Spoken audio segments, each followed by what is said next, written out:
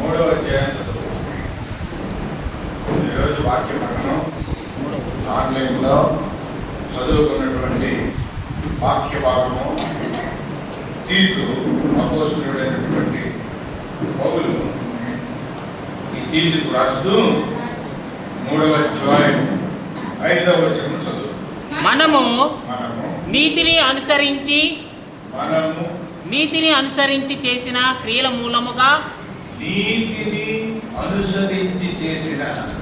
మూలముగా కాక తన కనికరము చొప్పునే పునర్జన్మ సంబంధమైన స్నానము ద్వారాను పరిశుద్ధాత్మ మనకు నూతన స్వభావము కలగజేయట ద్వారాను మనలను రక్షించెను.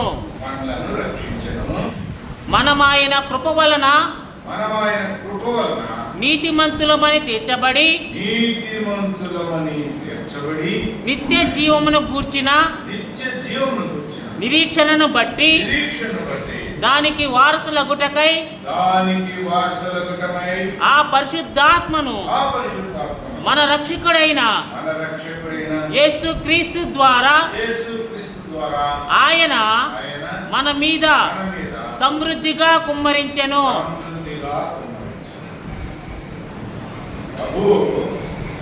మన మీద సమృద్ధిగా ఆయన కృపను కుమ్మరించాడు. కాబట్టి నీవు నేను ఈరోజు ఈ యొక్క మందిరంలో ఇక్కడ దేవుని స్తుతించడానికి వచ్చినాం. 5వ వచనంలో మనం నీతిని అనుసరించి చేసిన క్రియల మూలంగా తన కనికరము చొప్పునే పునర్జన్మ సంబంధమైన స్నానము.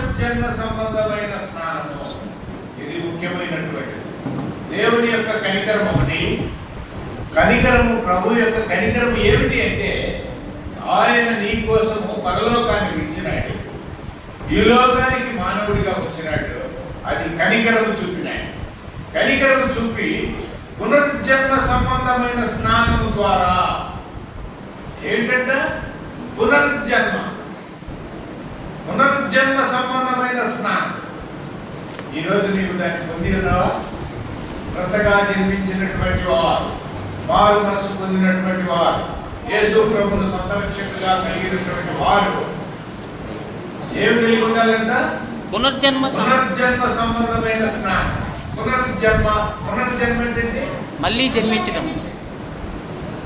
ఒకసారి మనం జన్మించిన తర్వాత మన పాపములు, మన శాపములు మనము ఉన్నప్పుడు ఆ యొక్క పాపం నుంచి విమోచనిచ్చి కొత్తగా జీవించడానికి నూతన జీవితాన్ని మనం పొందటాన్ని పునర్జన్మ అంటారు. రెండవసారి జన్మించడం అంటారు. ఎలా పునర్జన్మ? ఈ పునర్జన్మ ఎలా జరుగుతుందంటే ఒకసారి స్త్రీ నుంచి పుట్టినటువంటి కుమారుడు మరలా స్త్రీ నుంచి ఉద్భవించడు. తన యొక్క జీవితము నూతన పరచబడటం ద్వారా, యేసు ప్రభు యొక్క రక్తంలో కడిగి శుద్ధీకరించి పవిత్రపరచడం ద్వారా రెండవ జన్మను మన జీవితంలో కలిగి ఉన్నాం. ఆ యొక్క పునర్జన్మ సంబంధమైనటువంటి స్నానము ద్వారా పరిశుద్ధాత్మ మనకు నూతన స్వభావము కలగజేయడం ద్వారా పరిశుద్ధాత్ముడు మనకు కలుగజేస్తాడు. దేని ద్వారా?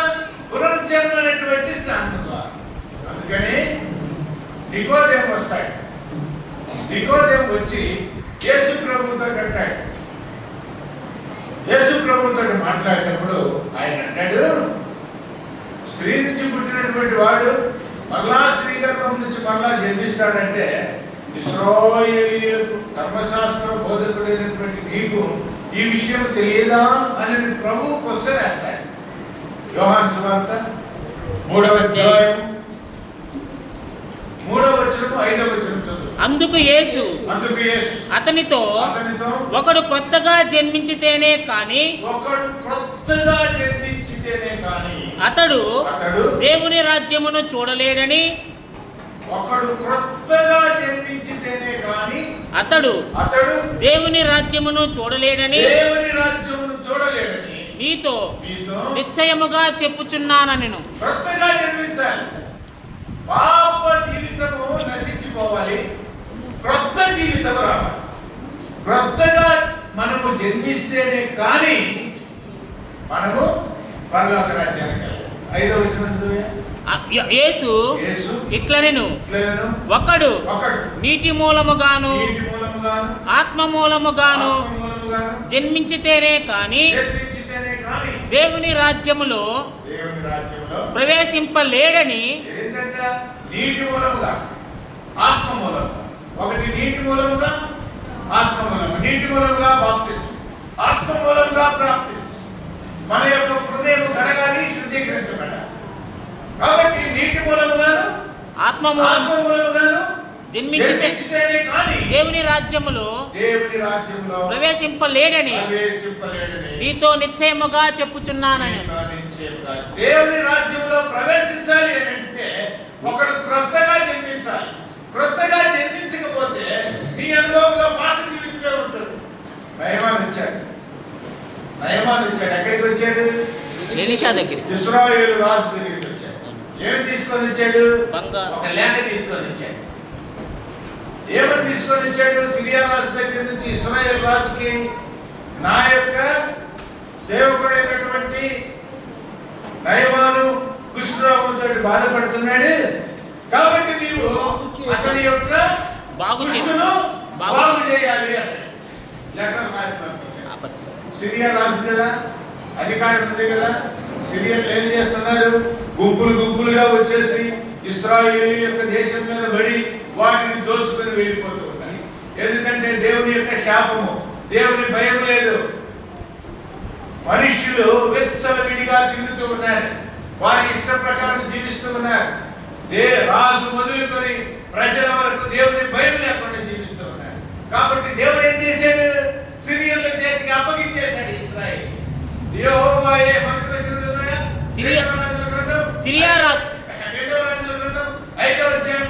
సిరియా రాజు సైన్యాధిపతి అయిన నయమాను అను ఒకడుండెను. అతని చేత యెహోవాయే సిరియా దేశమునకు జయము కలగజేసి ఉండెను కనుక యెహోవా ఎవరికి ఇస్తున్నాడు? జయము సిరియా రాజుకి ఇస్తున్నాడు, సిరియా సైన్యాధిపతికి ఇస్తున్నాడు. సిరియా సైన్యాధిపతిని హెచ్చించినాడు. సిరియన్లు ఏం చేస్తున్నారు? ఇచ్చిన కనుక అతడు తన యజమాని దృష్టికి గనుడై దయ పొందిన వాడాయను. అతడు మహాపరాక్రమశాలి కానీ అతడు కుష్ఠిరోగి. సిరియనులు గుంపులుగా బయలుదేరి ఇశ్రాయేలుల దేశం మీదకు పోయిచుండిరి. వారచ్చట నుండి ఒక చిన్నదానిని చెరగొని తేగా. ఏం చేస్తున్నారండి? గుంపులుగా పోతున్నారు. ఒక గుంపు వస్తుంది, దోచుకొని వస్తుంది. ఇంకో గుంపు పోతుంది, దోచుకొని వస్తుంది. ఇంకో గుంపు పోతుంది, దోచుకొని వస్తుంది. ఇలా కావడానికి కారణం ఏమిటి? దేవుని భయం లేదు, మారు మనసు లేదు, పశ్చాత్తాపం లేదు, విరిగిన హృదయం లేదు.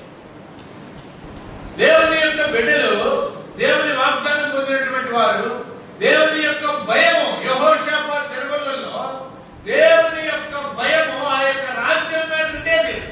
కాబట్టి ఏ రాజు కూడా ఆ దేశం మీద చూడటానికి, ఖండించడానికి ధైర్యం వహించేవాడు కాదు. ఈ రోజు దేవుని భయం లేదు. సిరియనులు విచ్చలవిడిగా వారు వచ్చి గుంపులుగా ఇశ్రాయేలీయుల మీద పడి దోచుకుంటూ వెళ్తూ ఒక చిన్నదాన్ని కూడా తీసుకెళ్ళి, ఆ చిన్నదాన్ని తీసుకొని పోతే ఆ చిన్నది ఆ యొక్క నయమాను యొక్క భార్య దగ్గర పని చేస్తూ ఉంది. చూసింది నయమాను యొక్క కుష్ఠుని. ఒక మాట అన్నది. ఏమన్నదంటే, నయమాను రాజు దగ్గరకు పోయి ఇశ్రాయేలు దేశపు చిన్నది చెప్పిన మాటలను అతను తెలియజేయగా, సిరియనులు గుంపులుగా వెళ్ళి ఏం చేస్తున్నారు? చదువయా. సిరియన్లు గుంపులు గుంపులుగా బయలుదేరి ఇశ్రాయేలు దేశం మీదకు పోయిచుండిరి. వారచ్చట నుండి ఒక చిన్నదాన్ని చెరుగుని తేగా అది నయమాను భార్యకు పరిచారము చేయుచుండెను. అది షోమ్రోనులోనున్న ప్రవక్త దగ్గర నా ఏలిన వాడు ఒకడున్నాడని ఒకడుండవలనని నేనెంతో కోరుచున్నాను. ఒక చిన్నది అవుతుంది ఈ మాట. అది కూడా దోచుకొని, వారు దోచుకొని వచ్చినప్పుడు ఈ అమ్మాయిని తీసుకొని వచ్చారు. ఈ అమ్మాయి ఈ యొక్క నయమాను యొక్క గృహములో ఆయన యొక్క భార్యకి సేవ చేస్తూ ఒక మాట చెప్పింది. షోమ్రోనులో ఉన్న ప్రవక్త దగ్గరికి నా యజమానుడు ఏలిన వాడు ఒకడు ఉండవలనని. అమ్మా, షోమ్రోనులో ఒక ప్రవక్త ఉన్నాడు. ఆయన నీ యొక్క భర్తకు కలిగినటువంటి వ్యాధిని నయం చేస్తాడు. ఈరోజు ఆ విశ్వాసం ఉందా? పోతిరెడ్డిపాలెం గ్రామంలో విశ్వాసుల సహవాసం ఉంది. ఈ సహవాసంలో ఒక మందిరం ఉంది. ఆ మందిరమునకు వెళ్ళి ప్రార్థన చేస్తే నీ యొక్క వ్యాధి బాగుంది, నీ జీవితం బాగుంది.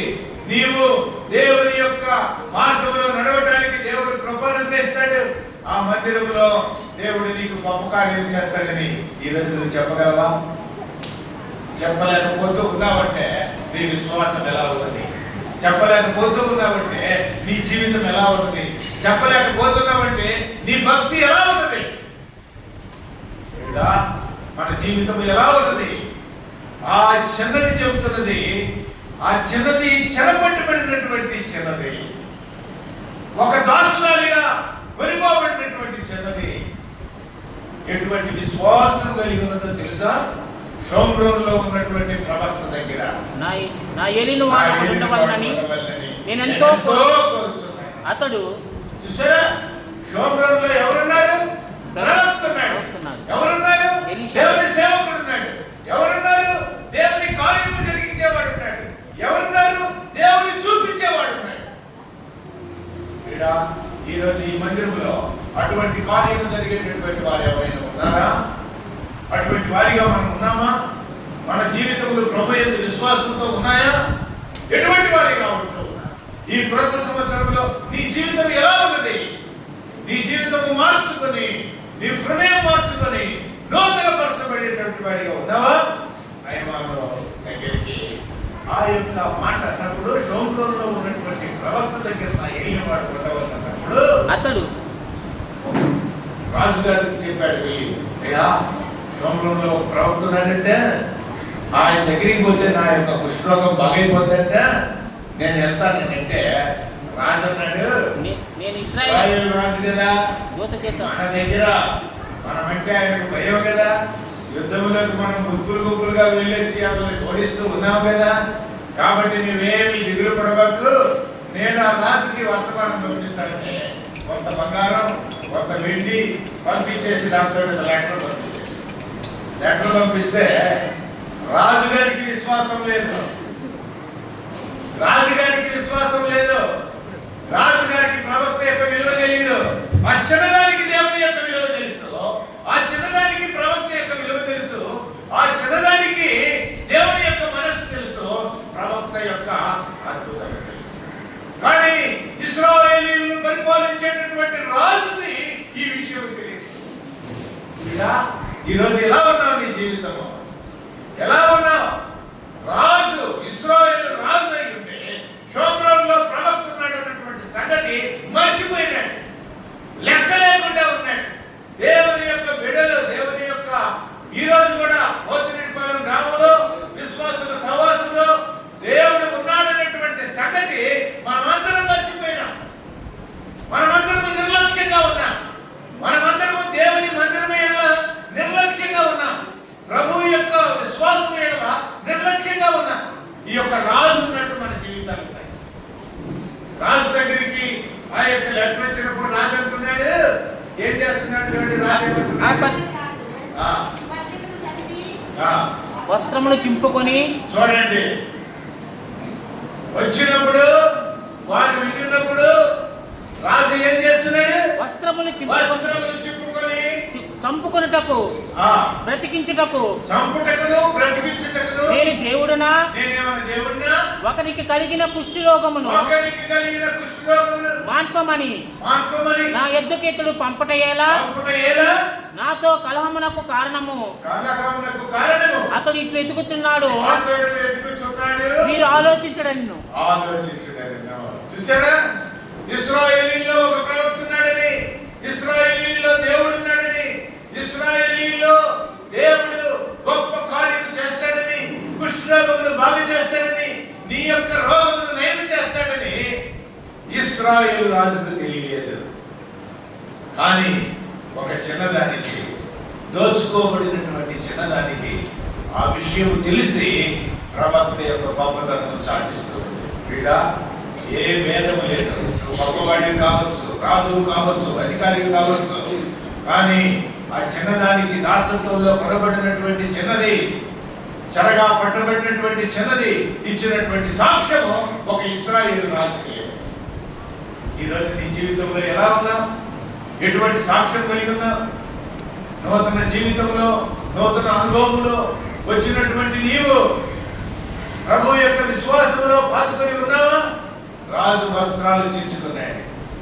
అయ్యా, ఒకరికి కలిగిన రోగాన్ని నేనేమన్నా బ్రతికించడానికి, చంపించడానికి నేనేమన్నా దేవుడినా? ఒకరికి కలిగిన కుష్ఠరోగం నేను బాగు చేయగలనా? ఆ యొక్క వస్త్రములు చించుకున్నటువంటి సంగతి ఎవరికి తెలియబడిందంటే దైవజనుడైన ఎలీషాకు తెలియబడింది. దైవజనుడు ఏమి జవాబిస్తున్నాడు చూడండి. అతడు నీ వస్త్రములు ఎందుకు చింపుకుంటివి? ఇశ్రాయేలులో ప్రవక్త ఒకడున్నాడని అతనికి తెలియబడినట్లు. ఇశ్రాయేలులో ఒక ప్రవక్త ఉన్నాడయ్యా. మందిరంలో ఒక మందిరం ఉందయ్యా. చూసారా? ఈ మందిరంలో ప్రార్థన చేయవా, స్వస్థత పొందుతారు, జీవాన్ని పొందుతారు, పరలోక రాజ్యాన్ని అనుభవిస్తారు, జీవము కలిగిన దేవుడు ఉన్నాడు, పరిశుద్ధుడు ఉన్నాడు అనేటువంటి విషయము మర్చిపోతున్నారు. నీ విశ్వాసం ఎక్కడ? నీ జీవితం ఎక్కడ? ఎటువంటి విశ్వాసం మనం కనుకొస్తూ ఉన్నాం? నీ హృదయాన్ని సరైనదిగా చేసుకుంటూ ఉన్నావా? ఈ యొక్క దైవజనుడు అంటున్నాడు, ఇశ్రాయేలులో ఒక ప్రవక్త ఒకడు ఉన్నాడని అతనికి తెలియబడినట్లు అతన్ని నా యొద్దకు రానిమ్ము అని రాజునకు వర్తమానము చేసెను. నయమాను గుర్రములతోనూ రథములతోనూ వచ్చి ఎలీషా ఇంటి ద్వారము ముందర నిలిచి ఉండగా ఎలీషా ఇంటి ద్వారములకి దగ్గరికి వచ్చేస్తే ఈ యొక్క ప్రవక్త చేసిన పని చూడండి. ఏం చేశాడు చూడండి. ఎలీషా నీవు యోర్దాను నదికి పోయి 7 మారులు స్నానము చేయుము. ఏం చేయాలంట? ఏసారి చేయాలంట? 7 మారులు. ఎక్కడికి పోయి చేయాలంట? చూసారా? పునరుజ్జన్మ సంబంధమైనటువంటి స్నానం చేయాలి.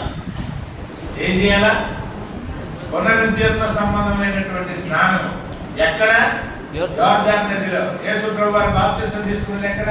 యోర్దాను నదిలో. యోహాను బాప్తిస్మం ఇచ్చింది ఎక్కడ? యోర్దాను నదిలో. ఏమన్నాడు? యోర్దాను నదికి పోయి 7 మారులు స్నానము చేయుము. నీ ఒళ్ళు మరలా బాగై నీవు శుద్ధుడు వగుదువని అతనితో చెప్పుటకు ఒక దూతను పంపెను. అంతే. ఆయన పోలే. వచ్చిందెవరు? నయమాను. వచ్చిందెవరు? సిరియా రాజు యొక్క సైన్యాధిపతి. వచ్చిందెవరు? గనుడు. వచ్చిందెవరు? దేవుడే అతని చేత యుద్ధములు చేస్తుంటే సిరియా రాజు దృష్టికి గనుడిగా ఉన్నాడు. అటువంటి వాడొస్తే, ఇప్పుడు ఒక ఎమ్మెల్యే గారు మన చర్చి దగ్గరికి వస్తే ఎలా పరుగులు పెడతాం? మనం రాండి అని ఆహ్వానిస్తాం, పరుగెత్తుకుంటూ వెళ్తాం, రాండిని ఆహ్వానిస్తాం. చూసారా? ఏమంటే ఒక మినిస్టర్ గారిని అనిస్తే, ఒక ఎమ్మెల్యే గారిని అనిస్తే, లేకపోతే మన సర్పంచ్ వచ్చినా దాన్ని పరుగెత్తుకుంటారు. చూసారా? ఇక్కడ ఎలీషా ఏం చేశాడు? ఒక దూతను పంపాడు. దూతను పంపాడు. ఆయన వెళ్ళలా, ఆయన అక్కడి నుంచి కదల్లా. నయమాన్ వచ్చినా ఎవరు వచ్చినా ఆయన ఒక మాట అంటున్నాడు. ఏమనంటున్నాడు? నీవు యోర్దాను నదికి పోయి 7 మారులు స్నానము చేయము. 7 మారులు స్నానం చేయాలి. ఏం స్నానం చేయాలి? పునర్జన్మ సంబంధమైనటువంటి స్నానం చేయాలి. 7 మార్లు స్నానం చేయకో నీ ఒళ్ళు మరలా బాగై నీవు శుద్ధుడు వగుదువని అతనితో చెప్పుటకు ఒక దూతను పంపెను. విపరీతమైన పాపం వచ్చేసింది. నేను ఎవరు అనుకున్నావు?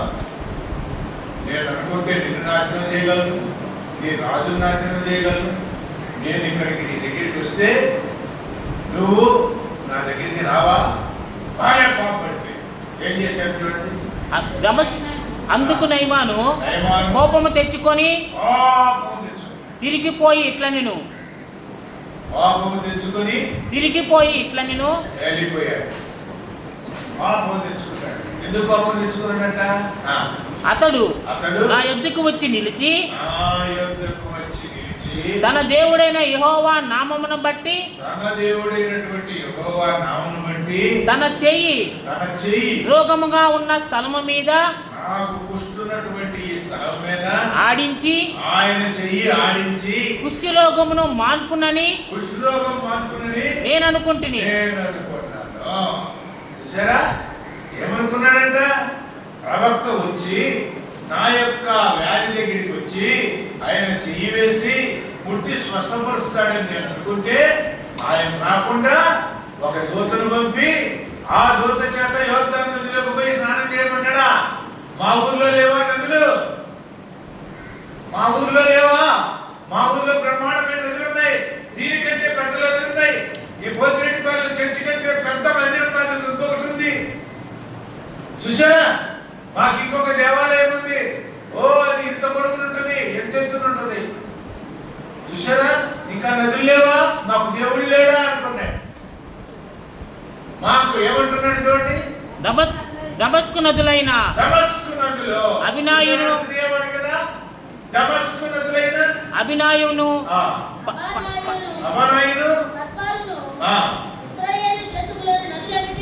అన్నిటికంటే శ్రేష్టమైనవి కావా? చూసారా? ఎటువంటి హృదయంలో ఏముంది? పాపం ఉంది.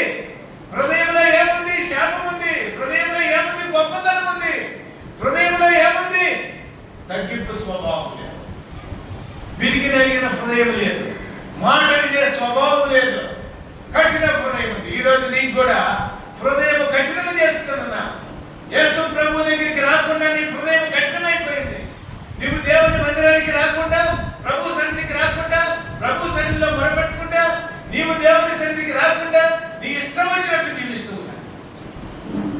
దేవుని మీద విశ్వాసం ఉంచి ప్రభువు మీద నమ్మకం ఉంచకుండా పోతూ ఉన్నా. ఏం చేశాడు? మా యొక్క దమస్కు నదులైనటువంటి నదులు శ్రేష్టమైనవి కావా? ఇశ్రాయేలీయుల దేశంలో ఉన్నటువంటి నదుల కంటే, ఈ యోర్దాను నది కంటే మా నదులు శ్రేష్టమైనవి కావా? వాటిలో స్నానము చేసి శుద్ధి నొందలేనా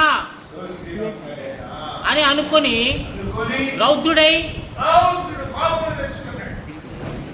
నేను ఇంత దూరం వస్తే నన్ను పలకరించకుండా, రాకుండా, మాట్లాడకుండా వెంటనే రౌద్రుడై తిరిగి వెళ్ళిపోయాను.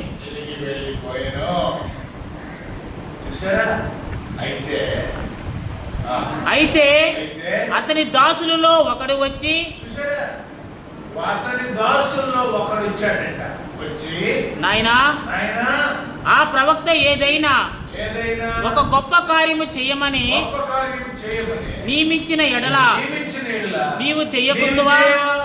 ఏమంటే నువ్వు పోయి ఫిలిప్తు దేశానికి పోయి ఈ ముంగోలు తీసుకొని రమ్మని చెబితే చేయవా? లేకపోతే ఇదిగో ఈ కార్యము జరిపించి ఆ దేశం మీదకి యుద్ధానికి పోయి వారి ప్రాణాన్ని తీసుకొని రాయంటే చేయవా? ఆయన అన్నది ఏం లేదు కదా. స్నానం చేసి శుద్ధుడు రమ్మన్నాడు, అంతే కదా. ఆ మాట కంటే ఈ మాట శ్రేష్టం కదా. బుద్ధి చెప్పేవాడు అక్కడ ఉండాలి. మనకు భాష వచ్చినప్పుడు, రౌద్రం వచ్చినప్పుడు, కోపం వచ్చినప్పుడు, మన జ్ఞానం లేనప్పుడు, మనలో తగ్గింపు స్వభావం లేనప్పుడు, మనలో గర్వం ఉన్నప్పుడు, మనలో విధేయత లేనప్పుడు మనము దేవుని యొక్క బిడ్డల మాట వినాలి. వింటే బాగుపడతాం, వినకపోతే మనం బాగుపడతాం. కాబట్టి ఈ యొక్క దాసుడు అంటున్నాడు, నాయన ఆయన ఏదన్నా గొప్ప కార్యం చేయబట్టి చేయవా? అయితే ఏమనలేదు కదా, ఆ నదిలోకి పోయి మునగమన్నాడు కదా, అంతే కదా, అంతకంటే ఏమనలేదు కదా, అది శ్రేష్టం కదా, ఇంకేదన్నా గొప్ప కార్యం చేయి. ఇదిగో గుర్రం మీద ఎక్కి ఈ ఊరంతా తిరిగిరా అని అన్నాడు అనుకో, తిరిగిరావా? ఏమి చేయకుండా పోయి స్నానం చేయమన్నాడే, ఇది శ్రేష్టం కాదా? దేవుడు అంతే, యేసు ప్రభు వారు అంతే. నిన్ను ఏమి చేయమంటావు కదా, నిన్ను యాగాలు చేయమంటావులా, యోగాలు చేయమంటావులా, నిన్ను ఏం చేయమంటావులా, నీ హృదయం నీ హృదయం మార్చుకోమంటావులా, నీ పాప హృదయాన్ని కడిగి శుద్ధీకరించుకొని నువ్వు పవిత్రుడిగా అంటున్నాడు. యేసు ప్రభు వారు చెప్పేది అదే. నరుడా, ఏది ఉత్తమమో నీకు తెలియజేయబడి ఉన్నది. న్యాయముగా నడుచుకుంటే, కనికరమును ప్రేమించుట, దీన మనసు కలిగి ఈ దేవుని ఎదుట ఇదే న్యాయంగా నడవండి, కనికరాన్ని ప్రేమించండి, దీన మనసు కలిగి ఉండండి. దేవుడు అడిగేది ఇంతే.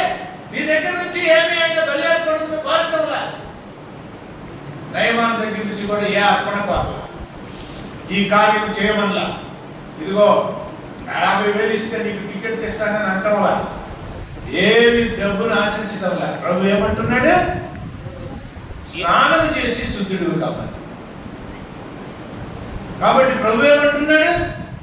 అతడు పోయి ఇదే కదా యెహోవాని నడుచున్నాడు. అప్పుడు ఆ యొక్క దాసుని యొక్క మాటలు విన్నాడు నయమాను. ఎవరైనా సరే దాసుని యొక్క మాట విన్నటువంటి వాడు బాగుపడ్డాడు. మాట వినుట శ్రేష్టము. దేవుని యొక్క మాట ఇక్కడ ఇవ్వబడుతుంది, ప్రభు యొక్క మాట ఇవ్వబడుతుంది. నువ్వు దేవుని యొక్క మాటను కానీ వింటే నీవు రక్షించబడతావు. దేవుని మాట వింటే నూతన పరచబడతావు. దేవుని మాట వింటే పరిశుద్ధపరచబడతావు. దేవుని మాట వింటే నీవు పరలోక రాజ్యానికి వెళ్తావు. దేవుని మాట వింటే నువ్వు ఆ యొక్క జీవ జలముల ప్రవాహంలో నీ హృదయంలో నుంచి ప్రవహిస్తావు. మాట వినకపోతే నీ యొక్క వ్యాధి నయం కాదు. మాట వినకపోతే నీ పాపము నయం కాదు. మాట వినకపోతే నీ జీవితము బాగుపడదు. మాట వినకపోతే నీవు పరలోక రాజ్యానికి. ఇక్కడ ఈ యొక్క నయమాను ఏం చేస్తూ ఉన్నాడు? అతడు పోయి దైవజనుడు చెప్పినట్లు యోర్దాను నదిలో 7 మారులు మునగగా ఏం చేశాడు? అతడు పోయి దైవజనుడు చెప్పినట్లు ఏం చేశాడు? దైవజనుడు చెప్పినట్లు చేశాడు. దైవజనుడు చెప్పినట్లు చేస్తే ఏమైందంట? 7 అతని దేహము పసిపిల్ల దేహము వలనై అతడు శుద్ధాడే. ఎలా శుద్ధుడయ్యాడు? పసిపిల్ల దైవజనుడి మాట వినుటము వలన, దైవజనుడు చెప్పింది చేయటం వలన.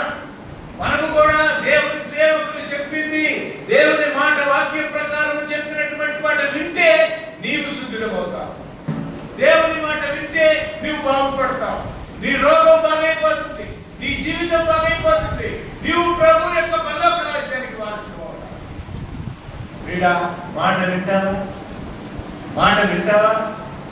ఇక్కడ నయమాను మాట విన్నాడు. పునరుజ్జన్మ సంబంధమైనటువంటి స్నానం చేస్తున్నాడు. పసిపిల్ల వంటి దేహమును పొందిన. చూసారా? అప్పుడతడు తన పరివారముతో కూడా దైవజనుని యొద్దకు తిరిగి వచ్చి అతని ముందర నిలిచి, అప్పుడు మరలా వచ్చాడు. రౌద్రం పోయింది, కోపం పోయింది, తాపం పోయింది, సమస్తం వదిలిపెట్టేశాడు. ఆ గొప్పతనం పోయింది, ఆ రౌద్రం పోయింది. ఆ యొక్క నా నదులు, మా యొక్క దేశపు నదులు, దమస్కు నదులు గొప్ప కదా అనుకున్న స్వభావం పోయింది. అన్నీ పోయాయి. మారు మనసు విరిగి కలిగిన హృదయం వచ్చేసింది.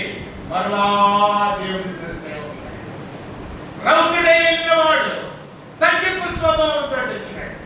నీవు రౌద్రుడిపై జీవించిన నీ జీవితము, మారు మనసు లేకుండా జీవించిన నీ జీవితము పరిశుద్ధపరచబడుతుంది.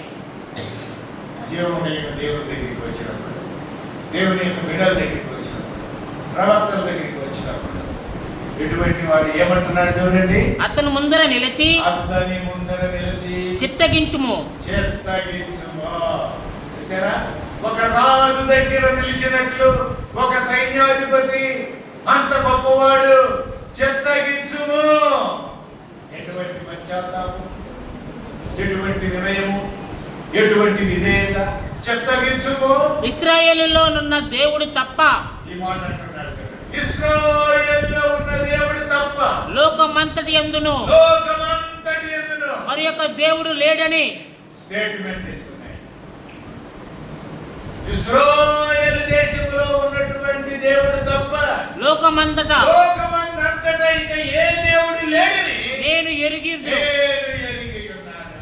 ఎటువంటి పశ్చాత్తాపం. ఈ రోజు నీవు ఆ మాట చెప్పగలవా? ఈ రోజు యేసు ప్రభువు నిజమైన రక్షకుడు, స్వస్థపరచు దేవుడు, పరలోకాన్ని ఇచ్చే దేవుడు, పాపాన్ని క్షమించే దేవుడు, నా రక్షకుడు యేసు అని ఈ యొక్క నూతన సంవత్సరంలో నీవు చెప్పగలవా? ఎటువంటి మాటలు ఈ యొక్క నయమాన్ నోటి నుంచి వచ్చాయి? ఎటువంటి పశ్చాత్తాపము నయమాన్ నోటి నుంచి వచ్చింది? కారణము మాటలే. మాటలే. మొదటి సమూయేలు గ్రంథం 15వ అధ్యాయము 22వ వచనం. అందుకు సమూయేలు తాను సెలవిచ్చినటువంటి ఆజ్ఞను ఒకడు గైకొనుట వలన యెహోవా సంతోషించినట్లు. ఎవరంట? దేవుడు సంతోషిస్తాడు. ఎప్పుడు సంతోషిస్తాడంట? దేవుడు సెలవిచ్చినటువంటి మాటను ఒకడు గైకొనుట వలన. ఈ రోజు నూతన సంవత్సరానికి చేరి వచ్చిన నీవు దేవుని మాటను నీవు గాని గైకొంటే, మారు మనసు పొందితే, నీ హృదయం దేవునికి ఇస్తే, నీవు దేవునికి ఆయన యొక్క నీ హృదయాన్ని దేవునికి సమర్పించుకుంటే, నూతన జీవితము గాని నీవు పొందితే, దేవుని మాట వింటే, నీ పాపాలను కడిగి శుద్ధీకరించుకుంటే, నీవు ప్రభువు మీద విశ్వాసం ఉంచితే, ప్రభువుని సొంత రక్షకుడిగా అంగీకరిస్తే ఏమంటున్నాడు?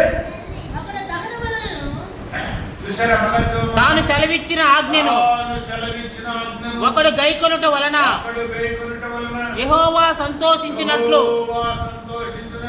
ఒకడు దహన బలులను నువ్వు యాగాలి, నువ్వు ఇంకేమున్నా చేయి, దేవుడు సంతోషించున్నాడు. దేవునికి కావాల్సింది నీ హృదయం.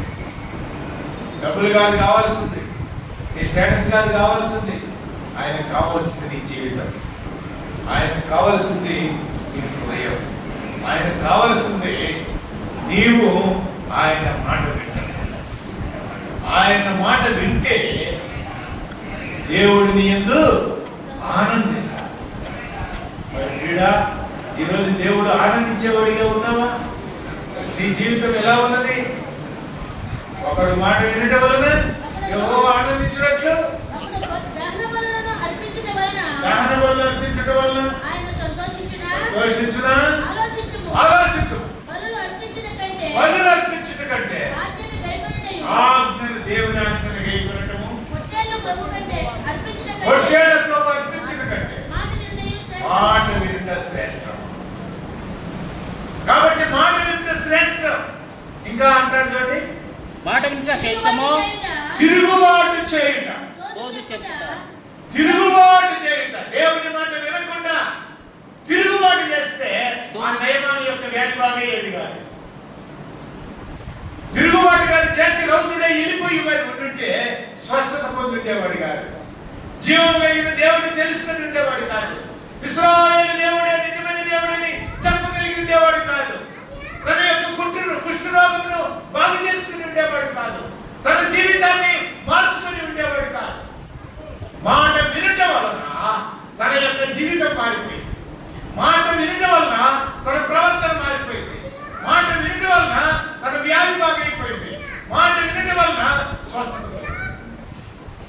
మాట వినుట శ్రేష్టము. తిరుగుబాటు చేయుట ఈ రోజు మేము మాట వినకుండా తిరుగుబాటు కానీ చేస్తే సోది చెప్పుట అను పాపముతో సమానము. సోది చెప్పుట అనేది పాపం. మనోళ్ళు సోదిగాడ దగ్గరికి వెళ్తారు, దండ పోయింది, సోదిగాడికి వెళ్తాడు. సోదిగాడు దండ చెప్పే పని అయితే దొంగతనాలన్నీ ఎందుకు దొరుకుతాయమ్మా? సోదిగాడు ఈ దండేడుంది, మంగమ్మ గారు కూతురు కలిసి లేకపోతే ఇంకొకరితో ఇంట్లో ఉండకూడదు సోదిగాడు. చూసారా సోదిగాడు ఏం చెబుతాడు? నీ పని ఆడపోయింది, ఏడపోయింది, ఆడుంది అని చెబుతాడు సోదిగాడు. పోతే ఏమైనా దొరికిందా? పని ఏమైనా దొరికిందా? కొంచెం తీసుకొని పోయి లేకపోతే ఇంకేదో తీసుకుపోయి సోదిగాడి దగ్గరికి ఒక 10,000 రూపాయలు ఇస్తే వాడు చెప్పింది ఏమైనా చేస్తే నీకేమైనా జరిగిందా? చూసారా సోది చెప్పడం పాపం. వాడు సోదిగాడి దగ్గరికి పోవటం పాపం. సోది చెప్పడం పాపం, సోది చెప్పించుకోవడం పాపం, సోది అడగటం పాపం. ఎక్కడికి వెళ్తున్నావు? తాయెత్తు కట్టడానికి వెళ్తున్నావా? తాయెత్తు కట్టించుకోవడానికి వెళ్తున్నావా? దేవుని ప్రార్థనా మందిరానికి వచ్చి ఆయన మాట విని ఆయన ఆజ్ఞతో ఆనందించేవాడిగా నీవు ఉన్నావా? క్రీడ ఎలా ఉన్నావు? నీ జీవితం ఎలా ఉన్నావు? ప్రభువుకి నమ్మకంగా ఉంటున్నావా? ప్రభు మాట వింటున్నావా? తిరుగుబాటు చేయుట సోది చెప్పుటను పాపముతో సమానం. సోది చెప్పుటను పాపం. అది జాగ్రత్త. ఎవరు సోదిగాడి దగ్గరికి వెళ్ళకూడదు. సోది చెబుతామమ్మ అంటే పోయి ఆయన దగ్గర కూర్చోకూడదు. 10 రూపాయలు పెట్టి. అది పాపము, అది శాపము. నీ ఇంట్లోకి శాపాన్ని తెచ్చుకుంటావు. జాగ్రత్త. చూసారా తిరుగుబాటు చేయుట, దేవుని మాట వినకపోవటము, సోది చెప్పుటను పాపముతో సమానము. మూర్ఖతను అదుపరచుట, దేవుని మాట వినకుండా మూర్ఖంగా ప్రవర్తించడం, దేవుని సన్నిధికి రాకుండా మూర్ఖంగా ప్రవర్తించడము. మాయా విగ్రహమును గృహదేవతలను పూజించుటతో సమానము. మా ఊరి దేవత అండి, మా గృహదేవత అండి పుట్ట. బామంట నీకు గృహదేవత. ఏమి చేస్తున్నారు? ఎలా జీవిస్తూ ఉన్నారు? ఎవరిని మూర్ఖతను అదుపరుచుట, దేవుని మాట వినకుండా దేవుని సన్నిధికి రాకుండా నీ హృదయాన్ని కఠినపరుస్తూ మూర్ఖత అనుభవించుట. మాయా విగ్రహం. మాయ. అవి మాయ. నిన్ను ఉచ్చులోకి నిన్ను దించుతాయి. జీవం కలిగిన దేవుని దగ్గరికి రాకుండా మాయా విగ్రహములు నరకానికి నేను నడిపించగలను. పరలోక రాజ్యానికి నీకు తాగదు.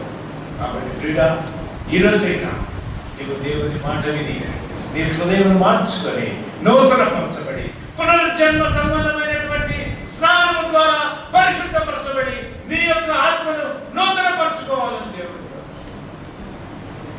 రోమీయులకు రాసిన పత్రిక 12వ అధ్యాయం 2వ వచనం. రోమీయులకు రాసిన పత్రిక 12వ అధ్యాయం 2వ వచనం. మీరు ఈ లోక మర్యాదను అనుసరింపక ఉత్తమమును అనుకూలమును. ఉత్తమమైనది చెప్పబడింది. మనుషుడా ఏది ఉత్తమమో నీకు తెలియజేయబడింది. చూసారా? మళ్ళా మీరు ఈ లోక మర్యాదను అనుసరింపక ఉత్తమమును అనుకూలమును సంపూర్ణమునైన దేవుని చిత్తమేదో పరీక్షించి తెలుసుకున్నట్లు మనసు మారాలి. దేవుని తెలుసుకోవాలి అంటే మనసు మారాలి, పశ్చాత్తాపడాలి, విరిగి నలిగిన హృదయం కలిగి ఉండాలి. మనసు మారి నూతనపరచబడి రూపాంతరం పొందాలి. ఇక పాపంలో ఉండకూడదు, శాపంలో ఉండకూడదు, పాపం క్రియలు చేయకూడదు. అంతకుముందైతే మనం పాపంలో ఉన్నాం, అంతకుముందైతే మనం శాపంలో ఉన్నాం, అంతకుముందైతే దేవుని ఎరగిన వారిగా ఉంటూ ఉన్నాం, ప్రభు యొక్క మాటను వినకుండా ఉంటూ ఉన్నాం. అంతకుముందు ఎలా ఉన్నాం? 1 కొరింథీయులకు రాసిన పత్రిక 6వ అధ్యాయం 10వ వచనం చదవండి. 1 కొరింథీయులకు రాసిన పత్రిక 6వ అధ్యాయం దొంగలైనను లోబులైనను త్రాగుబోతులైన చూడండి, దొంగలు దొంగతనం చేస్తారు. చూసారా, ఆ పక్కనే గడ్డి ఉంటే కోసుకొని వచ్చేస్తారు. గేదెకి గడ్డి కోసుకొని వస్తాడు, అక్కడ గడ్డి పోకుంటే దాన్ని తీసుకొని వస్తాడు. చూసారా, దొంగలైన లోబులు లోబత్వం కలిగి ఉంటారు. ఒకరికి ఇట్ట కూడా ఇదిలించరు. ఎవరైనా అవసరంలో ఉన్నా కూడా వారికి ఏమి ఇదిలించరు. లోబత్వం కలిగి ఉంటారు. లోబులైనను త్రాగుబోతులైనను త్రాగుబోతులకు ఏముండదు. వాళ్ళకి ఇంట్లో ఏమన్నా వారు ఏమన్నా ఈరోజు ఏం ఆహారం చేసి పెట్టింది, ఏం కూర చేసి పెట్టింది, నాకు బాగుందా లేదా, పిల్లలు ఎట్లున్నారు, చదువుతున్నారా లేదా, అదేం పట్టదు. వాళ్ళకి ఎంతకాడికి ఏమిటి, సాయంత్రం అయ్యేసరికి మళ్ళా షాప్ ఎక్కడుంది దాన్ని తీసుకోవాలి. తాగుబోతుడు ఎవడున్నాడు, తోడు తీసుకొని వెళ్తాడు. చూసారా, త్రాగుబోతుల పని ఏమిటి, ఉదయం లేస్తే మళ్ళా దాని మీదనే మనసు. సామెతల్లా మాట్లాడతాడు, మళ్ళా కైపు దిగుతుందనే మళ్ళా దాన్ని వెతుకుతుంటాడంట. చూసారా, కాబట్టి క్రీడ అది తలతలలాడుగా మాటలు ఉంటే దాని జోలికి పోకుమంటాడు. అది పిమ్మట కట్ల పాంపలు నిన్ను కాటు వేయనన్నాడు. మద్యం ఏం చేస్తాడు, నిన్ను కట్ల పాంపలే కాటు వేస్తాడు. చూసారా, ముందు సరదాగా తాగుతాం, తెలియక తాగుతాం, తర్వాత దానికి అలవాటు పెట్టిపోతాం. కట్ల పాంపలు నిన్ను కాటు వేస్తాడు. కట్ల పాము కాటేస్తే పట్టుకొట్టు చెప్తుంటాడు. ఇంకంతే మనిషి. నీ జీవితం కూడా అంతే. నీవు జీవం కలిగిన దేవుని దగ్గరికి వస్తాయి. దేవుని మాట వింటే నీ జీవితం ఆ ప్రభువు నిన్ను ఆదుకో, ఆ ప్రభువు నీకు సహాయం చేస్తాడు. చూసారండి, త్రాగుబోతులను దూషకులైనను దోచుకున్నవారు ఎట్లా దోచుకుంటారు, అన్నిట్లో దోచుకుంటారు. దోచుకున్న వారైనను దేవుని రాజ్యములకు వారసులు కానేరరు. మీలో కొందరు అట్టివారై ఇంటిరి కానీ ఉంటిరి. ఇప్పుడు లేవట్లా. ఒకప్పుడు ఎట్టున్నాం, ఒకప్పుడు దోచుకునే వారిగా ఉన్నాం, ఒకప్పుడు త్రాగుబోతులుగా ఉన్నాం, ఒకప్పుడు లోకులుగా ఉన్నాం. ఇప్పుడైతే